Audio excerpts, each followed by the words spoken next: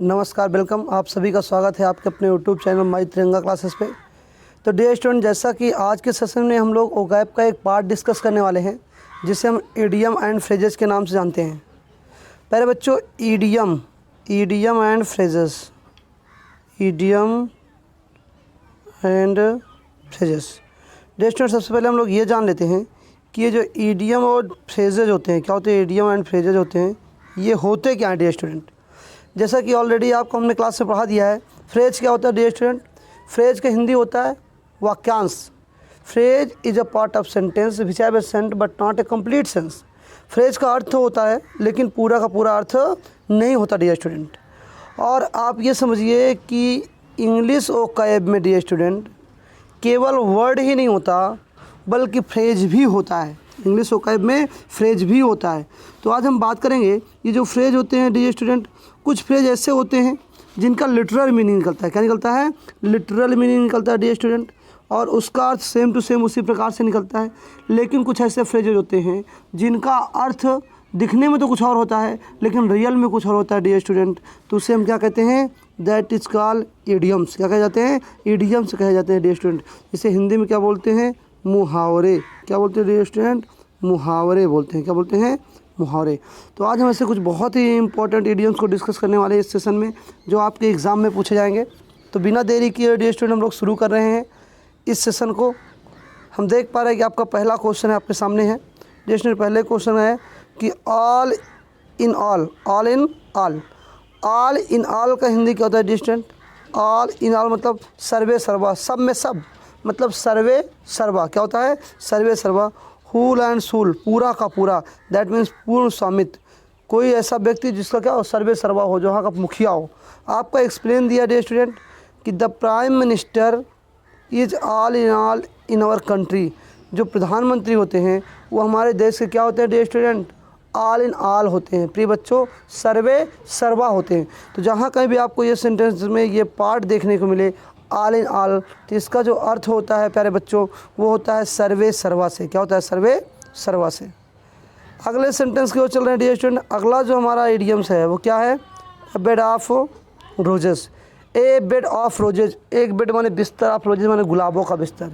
गुलाबों का बिस्तर जिसकी हिंदी क्या है डियर स्टूडेंट? क्वाइट कंफर्टेबल, बिल्कुल आसान। क्या है? बिल्कुल आसान। अर्थात फूलों की सेज। क्या है? फूलों की सेज। प्यारे बच्चों, जैसे एक बेड होता है, बिस्तर होता है, उस पर जो बेड डाले जाते हैं बड़े कोमल होते हैं, बड़े सॉफ्ट होते हैं ना।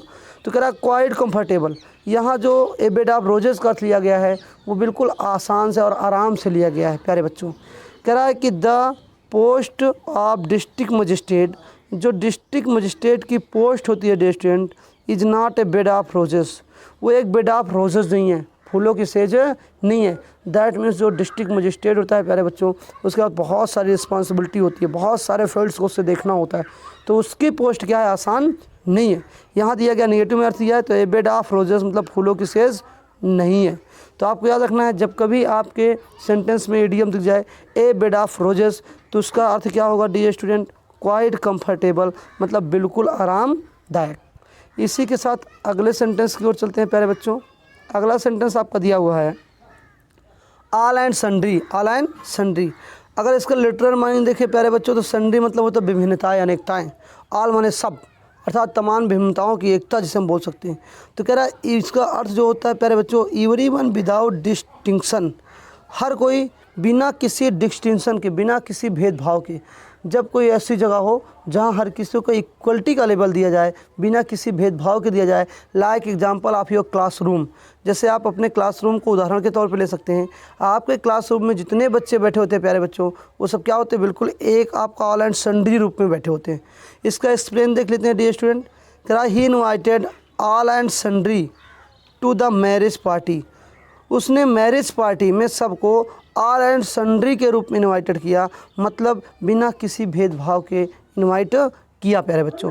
तो आपको याद रखना है, जहाँ कहीं भी आपका ये सेंटेंस में पार्ट दिख रहा है ऑल एंड सन्ड्री, तो इसका अर्थ किससे होता है? बिना किसी भेदभाव से प्यारे बच्चों। एप्पल ऑफ डिस्कार्ड, तो प्यारे बच्चों अगला सेंटेंस आपका एन एप्पल ऑफ डिस्कार्ड का मतलब होता है केस ऑफ करल, झगड़े की जड़। क्या होता है प्यारे बच्चों? झगड़े की जड़।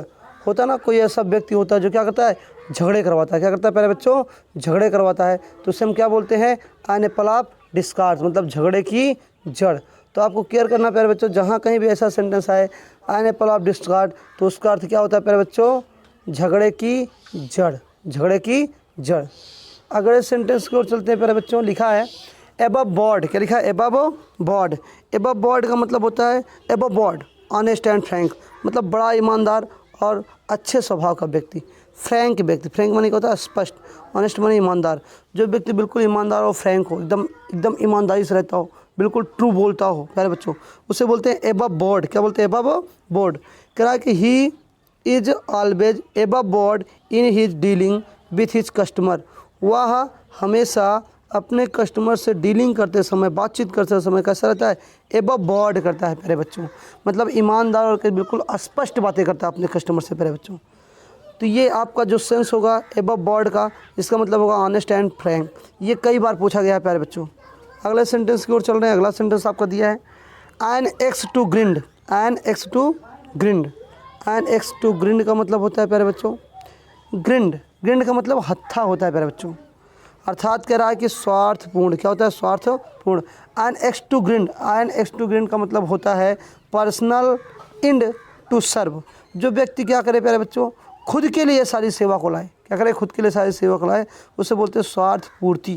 अर्थात people will flatter, people will flatter, लोग तुम्हारी फ्लैटर करेंगे। फ्लैटर माने क्या होता है प्यारे बच्चों, चापलूसी करना। When they have an axe to grind, जब उनको आपसे कोई स्वार्थ मिल रहा होगा, स्वार्थ उनकी पूर्ति हो रही होगी प्यारे बच्चों, तो वो लोग क्या करेंगे, आपका फ्लैटर करेंगे, चापलूसी करेंगे। और इन प्रेजेंट टाइम अगर देखा जाए तो ये हर जगह होता है। किसी भी व्यक्ति का जब कोई इमरजेंसी काम फंसा होता है प्यारे बच्चों, तो क्या करता है, एक बड़ी सी फ्लैटरिंग करता है, बड़ी सी उसकी चापलूसी करता है, बड़ी बड़ाई करता है, you are the best, you are so good, you are many type of phrases. अगले सेंटेंस की ओर चलते हैं बच्चों। अगला सेंटेंस आपका दिया है एट द 11th आवर, 11वें घंटे में। प्यारे बच्चों एक दिन में कितने घंटे होते हैं, 24 घंटे। अगर मैं बात करूं तो दिन में कितने होते हैं, 12, रात में कितने होते हैं, 12। तो कह रहा है कि एट द 11th आवर, मतलब कि 11वें घंटे के बाद क्या आता है, 12वां घंटा। ये लास्ट आवर चलता है, क्या चलता है, लास्ट आवर। इसका अर्थ है प्यारे बच्चों एट द लास्ट मोमेंट, मतलब आखिरी पल। क्या है, लास्ट पल। एट द 11th आवर का मतलब एट द लास्ट मोमेंट, अंतिम समय पर। कह रहा he reached the station at 11th hour so he miss the train, वह स्टेशन तो पहुंचा लेकिन एट द 11th आवर, अंतिम समय पर पहुंचा, सो इसलिए ही मिस द ट्रेन, इसलिए उसने ट्रेन को क्या किया, मिस कर दिया।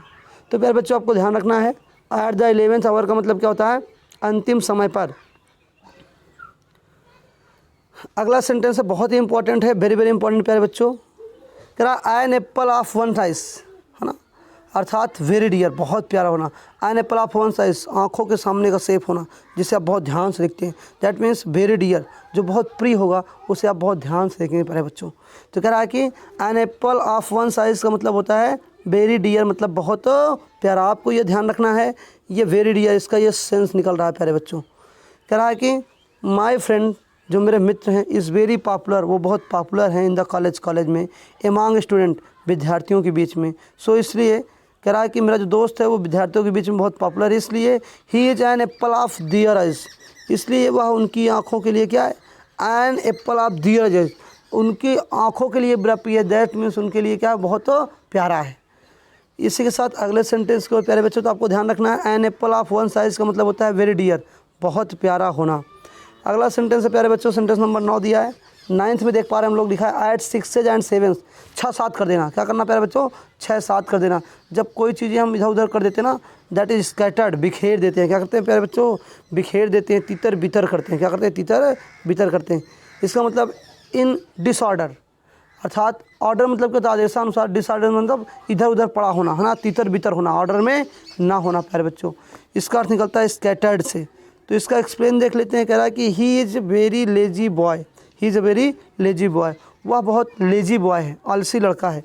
सो इसलिए हिज रूम इज ऑलवेज, उसका जो रूम है प्यारे बच्चों, ऑलवेज माने हमेशा क्या रहता है, एट 6 एंड 7, उसके रूम में हर चीज़ें क्या होती है, तितर बितर होती है, 6 एंड 7 में पड़ी होती है, इधर से उधर चीज़ें बिखरी पड़ी होती है प्यारे बच्चों। तो आपको ध्यान रखना है कि अगर आपका ये सेंटेंस का पार्ट आए एट 6 एंड 7 तो इसका आप हिंदी क्या लिखेंगे। हिंदी होता है तितर बितर और मीनिंग पूछेगा प्यारे बच्चों तो लिखना है इन डिसऑर्डर, और वहाँ आपका मीनिंग ही पूछेगा इंग्लिश में in disorder. It may be by the option, ये ऑप्शन के द्वारा हो सकता है प्यारे बच्चों, आपको वहाँ ध्यान रखना है इस बात को। अगला सेंटेंस है प्यारे बच्चों कि एट डगर ड्रॉन, एट डगर ड्रॉन मतलब खुला छुरा होना प्यारे बच्चों। इसका मतलब है बिटर इनमीज। क्या होता है बिटर इनमीज अर्थात खुली दुश्मनी। जब क्या होता है प्यारे बच्चों, जब कोई किसी को चैलेंज करता है दैट इज़ ओपन इनमीज, तो ये क्या होता है उसका ओपन इनमीज होता है, खुला दुश्मन होता है ना, जो कभी छुप के वार नहीं करता है। तो एट डगर्स ड्रॉन का मतलब होता है बिटर इनमीज। इसका एक्सपीरियंस समझ लेते हैं। वंस दे वेयर फ्रेंड, है ना, एक बार तो वो मित्र थे, नाउ अब they are at daggers drawn with each other, और अब वे ईच अदर माने एक दूसरे के लिए एट डैगर्स ड्रॉन है, मतलब खुले दुश्मन है। क्या है, खुले शत्रु हैं। अगले सेंटेंस को देख लेते हैं प्यारे बच्चों। सेंटेंस नंबर 11 आया हुआ है at home in. At home in का मतलब होता है बिल्कुल शिक्षित होना। एट होम इन घर में का मतलब है, एट होम इन का मतलब होता है वेल वर्सेड इन, किसी भी कार्य में बड़ा क्या होना, दक्ष होना। क्या होना, बड़ा दक्ष होना, एक्सपर्ट होना, निपुण होना प्यारे बच्चों। तो इसका एक्सप्लेन देख लेते हैं। कह रहा कि my friend is at in mathematics, मेरे जो मित्र है, मेरा जो मित्र है प्यारे बच्चों, कह रहा है माई डियर फ्रेंड्स, जो मेरा मित्र है, इज माने है at home in mathematics, mathematics में बड़ा दक्ष है, बड़ा निपुण है, बहुत योग्य है प्यारे बच्चों। अगले सेंटेंस को देख लें हम लोग। अगला सेंटेंस आपका क्या दिया हुआ कि एट लार्ज। एट लार्ज मतलब होता है लंबा चौड़ा, मतलब दूर दूर तक घूमना, दैट मीन्स फ्रीडम होगी, उसके बाद आज़ादी होगी। तो इसका सेंस क्या निकलता है, फ्री। क्या बोलते हैं प्यारे बच्चों, फ्री। एट लार्ज का मतलब होता है फ्री, मतलब स्वतंत्र। क्या होता है, स्वतंत्र। एक्सप्लेन क्या कह रहा है, डियर स्टूडेंट कह रहा है कि the thief is at large after returning from the police custody. The thief मतलब जो चोर है, इज एट लार्ज वो पूरी तरह से क्या, एट लार्ज है, स्वतंत्र है। आफ्टर माने बाद में, रिटर्निंग माने लौटने के बाद, from the police custody police custody से लौटने के बाद। प्यारे बच्चे आपको ध्यान रखना है, ये आपके 12 का सिलेबस है। क्या है, 12 का सिलेबस है। लेकिन प्यारे बच्चों ये LT ये आपका देखिए आपका टीचिंग लाइन तक जाता है प्यारे बच्चों। अगले सेंटेंस की ओर हम लोग चलते हैं प्यारे बच्चों, और बहुत अच्छे अच्छे क्वेश्चन है, ये आपके 12 के सिलेबस का क्वेश्चन है बच्चों। अगला सेंटेंस आपका है at Greek and Latin. All Greek and Latin मतलब ग्रीक एंड लैटिन होना। इसका मतलब क्या है प्यारे बच्चों, वेरी डिफ़िकल्ट टू अंडरस्टैंड, जो समझने में चीज़ें बहुत दूर होती है ना, तो उसे हम क्या बोलते हैं, at Greek and Latin, because we can not understand the other foreign language, क्योंकि हम दूसरे फॉरेन लैंग्वेज को ज़्यादातर समझ नहीं सकते प्यारे बच्चों। तो ग्रीक और लैटिन को हम नहीं समझ पाते, तो हमारे लिए क्या है, इसका मतलब वेरी डिफ़िकल्ट टू अंडरस्टैंड, जो समझने में का बहुत कठिन हो प्यारे बच्चों। इसका एक्सप्लेन कर लेते हैं। ही स्पोक इन फ्रेंच, वह फ्रेंच में बोला। हिज स्पीच उसकी जो स्पीच थी, was all Greek and Latin to most of us, हम लोगों का अधिकतम हम लोगों के लिए क्या थी प्यारे बच्चों, ऑल ग्रीक एंड लैटिन थी। मतलब कि ऑल ग्रीक एंड लैटिन का मतलब होता है कि वेरी डिफ़िकल्ट टू अंडरस्टैंड, मतलब समझने में बहुत क्या थी, कठिन थी प्यारे बच्चों। इसका सेंस क्या है, समझने में बहुत कठिन थी। आगे चल रहे हैं प्यारे बच्चों। आपका अगला सेंटेंस है, सेंटेंस नंबर 14 दिया हुआ है। ए रेड लेटर डे, ए रेड लेटर डे एक लाल पत्र का दिन होता है, that is important day, very very important, बहुत ही महत्वपूर्ण क्वेश्चन है प्यारे बच्चों, आपको इसे याद रखना है। इसका सेंस क्या दिया है इंग्लिश में, अगर है इम्पॉर्टेंट डे। ए रेड लेटर डे का मतलब होता है इम्पॉर्टेंट डे, मतलब महत्वपूर्ण दिवस, महत्वपूर्ण दिवस। तो बच्चों आपसे क्वेश्चन जो पूछा जाएगा तो ये पूछा जाएगा, ए रेड लेटर डे आपको दिया जाएगा और ऑप्शन में इम्पॉर्टेंट डे दिया जाएगा, तो आपको चूज करना है, वहाँ ध्यान देना है कि आपका जो अर्थ निकलेगा, जो आपका सेंस होगा, इसका क्या होगा, इम्पॉर्टेंट डे होगा। The republic day is a red letter day in Indian history. The republic day जो गणतंत्र दिवस है, is a red letter day, वो बहुत ही महत्वपूर्ण दिवस है इन इंडियन हिस्ट्री, भारतीय संविधान में। ये जो कह रहा है रिपब्लिक डे है 26 जनवरी जिसे मनाते हैं डियर स्टूडेंट, रिपब्लिक डे को बोलते हैं गणतंत्र दिवस। डियर स्टूडेंट कह रहा है कि ये क्या बहुत ही क्या है डियर स्टूडेंट, बहुत ही इम्पोर्टेंट दिवस है भारतीय इतिहास में। इसी के साथ लास्ट सेंटेंस की ओर चल रहे हैं प्यारे बच्चों। लास्ट सेंटेंस आपका दिया ए वाइट एलिफेंट, एक सफ़ेद हाथी होना। क्या होना डियर स्टूडेंट? सफ़ेद हाथी। कह रहा है कि something very costly to mention. कह रहा है कि dear student a white elephant, एक हाथी जो क्या है? सफ़ेद है, हाथी नहीं है, सफ़ेद का, जिसका कोई मतलब नहीं है। कह रहा है कि समथिंग वेरी कॉस्टली, जो बहुत कीमती तो है, टू मेंटेन, ठीक है। कह रहा है जो मेंटेन करने के लिए बड़ी कीमती है। कह रहा है कि बहुत मूल्य की वस्तु भी किंतु बेकार, कोई ऐसी चीज़ है जो कीमती तो हो, महंगी तो हो, बट नो यूज़, लेकिन उसका कोई यूज़ ना हो, दैट मीन ऑब्सोलेटी, जिस और अप्रचलित हो डिस्टेंट, उसे बोलते हैं ए वाइट एलिफेंट। क्या बोलते हैं? A white elephant. कह रहा he can not maintain his petrol car these days, इन दिनों वह अपने पेट्रोल कार को मेंटेन नहीं करा पा रहा है। It has become a white elephant for his now, आजकल ये उसके लिए क्या हो गई है? ए वाइट एलिफेंट हो गई है, जो कॉस्टली तो है प्यारे बच्चों, लेकिन that is no usefulness for him, लेकिन उसके लिए ये यूज़फुलनेस नहीं है। तो आज के सेशन में डियर स्टूडेंट हमने इतने ही क्वेश्चन एक्सप्लेन किए। तो आपके लिए गुड न्यूज़ प्यारे बच्चों, गुड न्यूज़ ये है कि सोमवार मंडे को प्यारे बच्चों, मंडे से आपको लाइव क्लासें मिल जाएगी, और लाइव क्लास में जितने भी ग्रामर के सेशन हैं वो आपको एक्सप्लेन किए जाएंगे बाय थियोरेटिकल प्यारे बच्चों। तो आप सभी लोग ध्यान रखें, मंडे को क्लास स्टार्ट होगी, टाइम हम आपको शो कर देंगे, आप इस क्लास को लाइव में, उसमें लाइव में देख पाएंगे प्यारे बच्चों। और पूरे सीक्वेंस से एक एक ग्रामर का रूल आपको पढ़ाया जाएगा, सारे इंपॉर्टेंट क्वेश्चन डिस्कस किए जाएंगे प्यारे बच्चे। हम लोग मिलेंगे सोमवार को मेरे प्यारे बच्चों। बहुत बहुत धन्यवाद। Thank you so much all of you.